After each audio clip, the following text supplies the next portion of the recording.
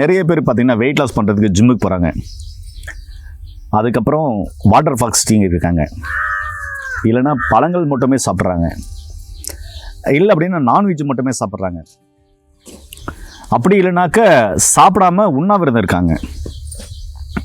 இல்லைன்னா சமச்சீர் உணவு எடுத்துக்கிறாங்க, பேலன்ஸ் டயட் எடுக்கிறாங்க.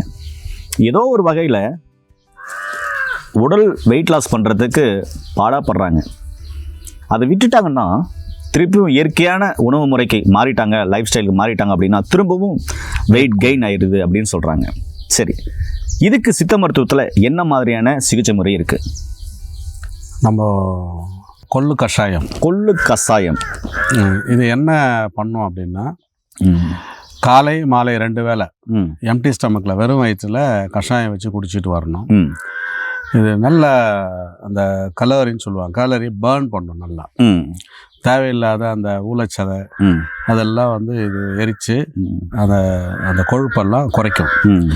இது உடம்புல எங்கே கட்டி இருந்தாலும், கட்டிகள், கொழுப்பு கட்டி, கட்டியும் கரைக்கும். நீர் கட்டி, தேவையில்லாத அந்த ஊழ சதையெல்லாம் கரைக்கும். கெட்ட கொலஸ்ட்ரால், ஆமாம், டீஜல் அதிகமாக இருக்குனாக்க குறைக்கும். இது கூட வந்து பார்த்திங்கன்னா, நம்ம இந்த தந்தச்சூரணம் நம்ம அடிக்கடிக்கு பதிவுகளில் சொல்லுவோம். டூத் பேஸ்ட் அவாய்ட் பண்ணுங்க.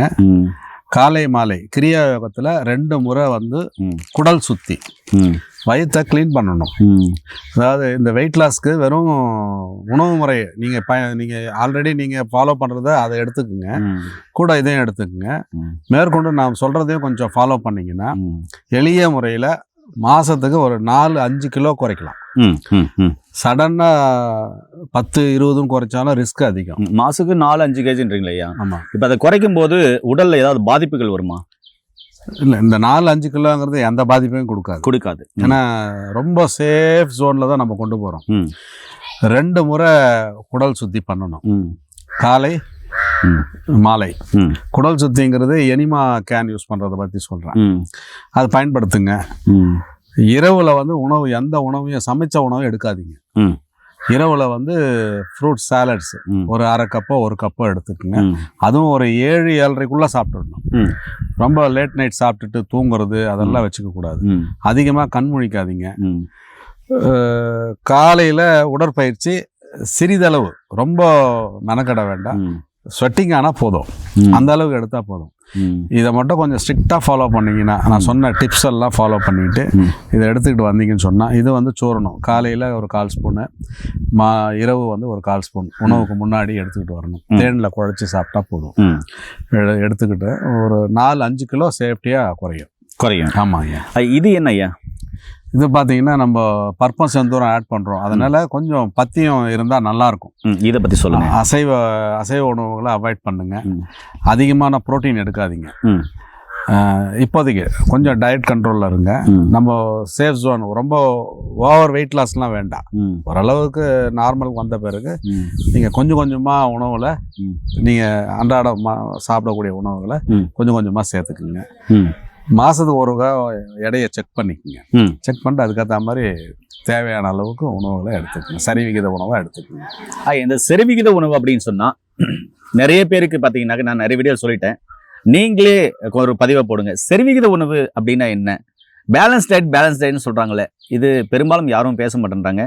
இந்த பேலன்ஸ் டயட்னா என்ன, சரிவிகித உணவு என்னென்ன, அந்த சரிவிகித உணவுனா அதில் என்னென்ன இருக்கணும், அது எப்படியெல்லாம் சாப்பிடணும், ஒரு புரிதலோட கொஞ்சமாக சொல்லுங்க. நம்ம அனுபவத்தில் சொல்லணும்னா, ஃபைபர் கண்டென்ட், நார் சத்து உள்ள உணவுகள், நீர் சத்து உள்ள உணவுகள், கீரை, காய்கறிகள் சேர்த்துக்குங்க.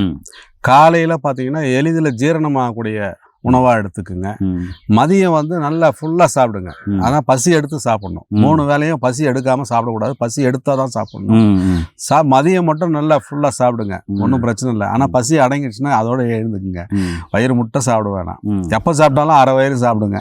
1/4 வயிறு தண்ணி, பெரியவங்க சொல்கிறது தான், 1/4 வயிறு காற்று. இந்த ஃபார்முலா யூஸ் பண்ணிங்கன்னா உங்களுக்கு வெயிட் போடவே போடாது. பசி அடங்கின பிறகும் சாப்பிட்றோம் பாருங்க, அதுதான் வியாதியே, அதுதான் வெயிட் போடுறது. அதனால் அரை வயிறு சாப்பாடு, 1/4 வயிறு தண்ணி, 1/4 வயிறு காற்று. இதுதான் சரிவிகித உணவு. மற்றபடி நீங்கள் விரும்பி சாப்பிடுங்க, பசிச்சு சாப்பிடுங்க, அவ்வளோதான். எதை சாப்பிட்டாலும் ஜீரணம் ஆகக்கூடிய பொருளாக தேர்ந்தெடுத்து சாப்பிடுங்க. ரொம்ப அருமைங்க ஐயா. ஐயா என்ன சொல்ல வர்றேன்னா, ருசிக்காக சாப்பிடாம பசிக்காக சாப்பிட்டு பழகுங்கன்னு சொல்ல வர்றாரு. அதே மாதிரி ஐயா சொன்ன மாதிரி 6 சுவை உள்ள உணவுகள் எடுத்துக்கிறது ரொம்ப ரொம்ப நல்லது. அது சரிவிகித உணவு. அதில் நிறைய இருக்குது. அதாவது கொழுப்பு சத்து இருக்குது, புரோட்டீன் இருக்குது, மாவுச்சத்து இருக்குது. நம்ம சொல்லிட்டு போயிட்டே இருக்கலாம். ரொம்ப சிம்பிளாக சொல்லணும்னா ஒரு 6 சுவையில் உணவுகள் சொல்லணும் அப்படின்னு சொன்னால் ஒரு 2 சொல்லலாம். என்ன அப்படின்னு சொன்னால், 1 நெல்லிக்காய், 6 சுவைகள் அதில் இருக்குது. இன்னொன்று அதிமதுரம், அதுவும் 6 சுவை இருக்குது. தேவைப்படுறவங்க கண்டிப்பாக பயன்படுத்திக்கோங்க. வெயிட் லாஸ் பண்ணுறவங்களுக்கு இந்த வீடியோ பயனுள்ளதாக இருக்கும்னு நினைக்கிறேன்.